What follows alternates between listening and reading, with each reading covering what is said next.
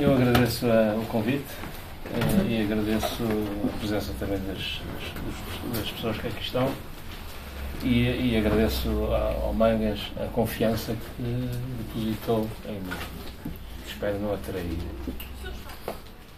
Eu se calhar posso... Eu preferia falar de pé, se não há problema nenhum. Claro.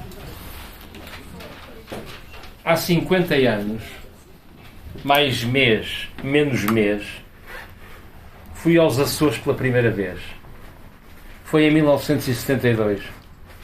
Nesse mesmo ano, ou talvez no seguinte, entrei num canavial que mestre Alberto Carneiro trouxe de Londres e instalou numa das salas do Conimbricense Círculo de Artes Plásticas, à rua de Castro Batoso. Eu frequentava há pouco tempo a Universidade de Coimbra, mas identificava poucas árvores e poucos pássaros. Para mim, os pássaros eram pássaros e as árvores, árvores. Talvez com as exceções da oliveira e do eucalipto, duas das poucas árvores que conseguia nomear pelo nome próprio. Quando nasci pela segunda vez em Coimbra, no ano de 1971, quase aos 18 anos, finalmente desconfinado das minhas muito resguardadas infância e adolescência, não sabia mesmo nada de nada, mas julgava ao contrário. Comecei a deixar crescer barba e julgava-me um poeta como Antero de Quental, açoriano que dizia admirar, embora à data conhecesse muito mal a obra dele. Sabia, nem sei como, que o Antero seria panteísta evolucionista, mas nem sequer sabia muito bem o que significava ser panteísta evolucionista. Nomes que trazíamos do liceu, agora secundário. Hoje, já velho e um pouco menos ignorante, julgo descobrir essa ideia de panteísmo quase próxima do ateísmo em muito do que leio. Em poesia, já não só a do Antero, mas em poesia quase sempre e até, atrevo-me, julgo tê-la encontrado neste alfarrabista de Ponta Delgada, que hoje aqui apresento, na exclusiva condição do leitor, que é a única que posso evocar. A minha condição de jornalista não se aplica aqui, e outra seria desadequada ou mesmo falsa. Mas posso garantir-vos que li o livro e posso prometer não ser desmancha-prazeres, isto é, não ser spoiler, ou seja, aquele que chega e diz que o herói morreu no fim. Tampouco conseguiria descobrir um herói em quase todas as estações desta via profana, segundo Francisco Duarte Mangas. Uma narrativa a duas vozes, que também começa em Coimbra, no momento em que alguém compra um manuscrito de George Brown. Narrativa que é uma pequena dádiva ao povo açoriano, nas palavras do próprio escritor e poeta Francisco Duarte Mangas. Lendo o que Francisco Duarte Mangas aproveita do manuscrito desse jardineiro-chefe de nome estrangeirado, até me imagino a ouvir música soprada por ventos no canavial que mestre Alberto Carneiro trouxe de Londres. Neste canavial, um dos meus primeiros momentos de contacto com uma manifestação artística dirigida à fruição do público, George Brown, um dos heróis do alfarrabista, teria feito música dominando ventos virtuais ou artificiais que soprassem nas canas, concretizando um dos utópicos sonhos desse mesmo jardineiro. Uma vez, ouvindo o vento soprar na copa de umas árvores, pareceu-me ouvir a música das águas de um rio a correr. E ousei escrever um haiku a traduzir esta minha experiência. Esta utopia artística do jardineiro está também descrita na narrativa a duas vozes, que é o alfarrabista de Ponta Delgada. O sonho de fazer com árvores vivas um naipe de instrumentos de sopro não é uma loucura de George Brown. Talvez seja uma utopia, mas também não é a única utopia que atravessa a via profana que nos oferece Francisco Duarte Mangas. Por isso, por aqui passa também, permanentemente, a utopia de uma sociedade mais justa, com menos exploração do homem pelo homem, seja na França da Comuna de Paris, seja nessas ilhas distantes, onde a Idade Média chegou ao terceiro quartel do século XX. Século XX, registre-se, o século em que o homem tentou construir, por ação política, o que jamais tinha ousado ou sonhado em milénios de história. Erguer uma nova sociedade sem exploradores e sem explorados. A ensaiar uma utopia alimentada durante séculos.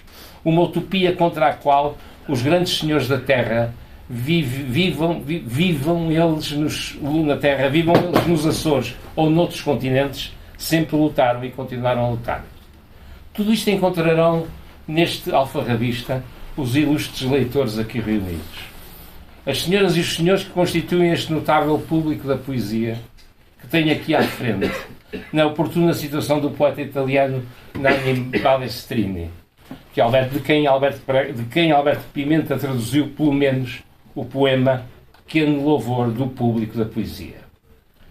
Cito, pois, Balestrini para dizer que cá estamos nós outra vez, sentados em frente do público da poesia, sentado em frente de nós, ameaçador, fitando-nos e esperando a poesia, mesmo acreditando que o público da poesia não ameaça rigorosamente ninguém.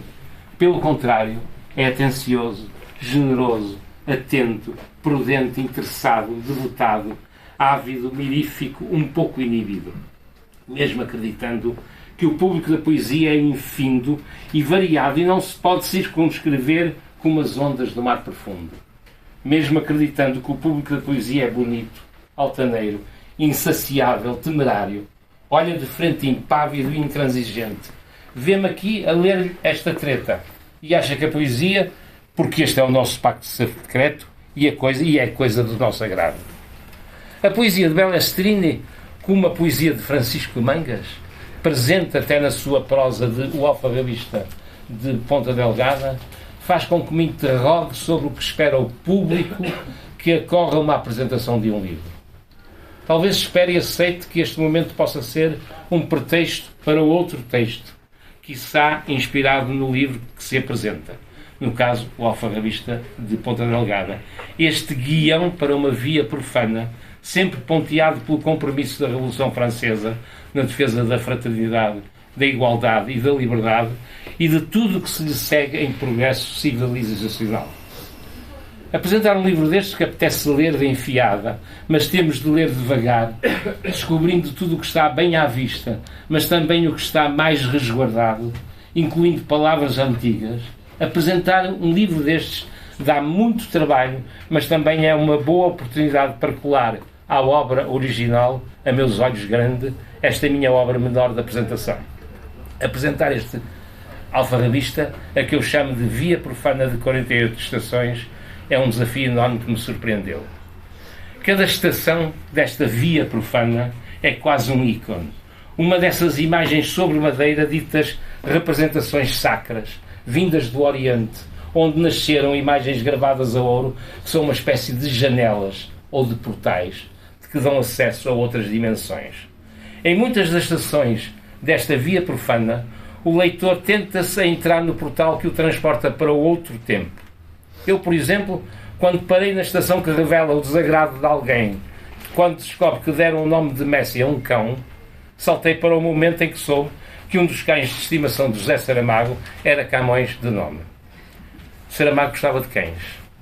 No ensaio sobre a cegueira, há um cão que bebe as lágrimas de uma mulher, numa passagem que muito orgulhava o escritor que a criou. Neste alfarrabista também há cães que vale a pena conhecer.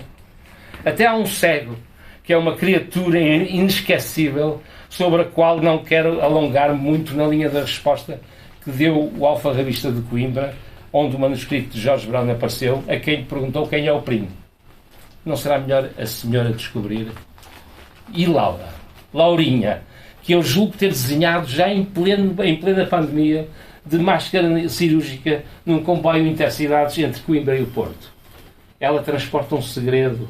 Não temos todos nós segredos que mais fácil ou mais dificilmente guardamos? O dela é realmente terrível. Mas também não o vou revelar aqui. Vai ser fácil descobri-lo por entre filmes da nossa existência em plena pandemia, durante o confinamento. Filmes reais que passam em várias estações desta via profana que é o Alfarrabista de Ponta Delgada. Filmes que também atravessam esta nossa cidade do Porto, no auge da gentrificação a que o turismo também nos condena. Em tempos, eu mandei uma carta ao Francisco Mangas sobre esta questão, de que também me recordei ao ler o Alfarrabista. E ela já foi tornada pública na revista da Associação de Jornalistas e Homens de Letras do Porto, a Gazeta Literária, revista de que o Francisco Mangas é diretor e associação de que é presidente. Olhando para o Desaparecido de Janeiro, o jornal 1º de Janeiro, o da tira O Reizinho, banda desenhada de Osselong, que o jornal publicava aos domingos, percebe-se que o comércio do Porto, o do suplemento de cultura e arte de Estrada Larga, também tenha acabado e que o Jornal de Notícias possa não resistir. O Grande Janeiro não resistiu. Talvez este desaparecimento coletivo dos jornais configure uma espécie de gentrificação. Isto disse eu ao Francisco Mangas na carta que lhe enviei, preocupado com a gentrificação que começa a desenhar-se quando acabam os enviados especiais aos festivais de teatro, quando as estradas largas se estreitam ou quando um edifício desenhado para albergar um jornal pode transformar-se num hotel de muitas ou poucas estrelas. E também lhe enviei um pequeno poema, uma contrafação poética sobre o tema, que abusivamente vou ler apenas para sublinhar que julgo estar esta temática também presente em algumas estações da via profana de o Alfarrabista de Ponta Delgada. Algumas cidades andam a mudar de casa, fecham livrarias e trocam teatros por outros espaços de maior procura. Algumas cidades sem essas manias das cidadanias. Que estranha loucura. Estamos, em muitas geografias, a perder a defesa das cidades enquanto espaços de cidadania, e o grito que esta situação exige também se ouve em o Alfarrabista de Ponta Delgada. Mesmo considerando que a população do planeta Terra que vive em cidades já é superior à que vive em zonas rurais, numa diferença que tende a agravar-se. Foi também por aqui que andei a navegar quando me perdi na leitura de o Alfarrabista de Ponta Delgada, entre as vaidades oitocentistas dos açorianos, senhores da terra, os fantasmas que a Laurinha deixou acordar durante a pandemia de Covid-19, os sonhos por cumprir dos jardineiros-chefe, e o mais difícil dos quais não será transformar um canavial e outros terrenos arborizados num naipe de sopro de uma orquestra improvável. Mesmo que em alguns momentos, pela dureza das situações, como por exemplo da violência das armadilhas colocadas para apanhar coelhos e não só, mesmo que em algumas estações do Alfarrabista de Ponta Delgada possa perturbar-nos um pouco, ou pelo menos inquietar-nos, esta via profana de Francisco Duarte Mangas, como insiste em classificá-la, no abuso de liberdade devido a um apresentador de um livro, esta obra prendeu-me como leitor como há muito nenhuma outra o fez, mesmo sendo um velho de enraizados hábitos de leitura. Tenho dito, obrigado.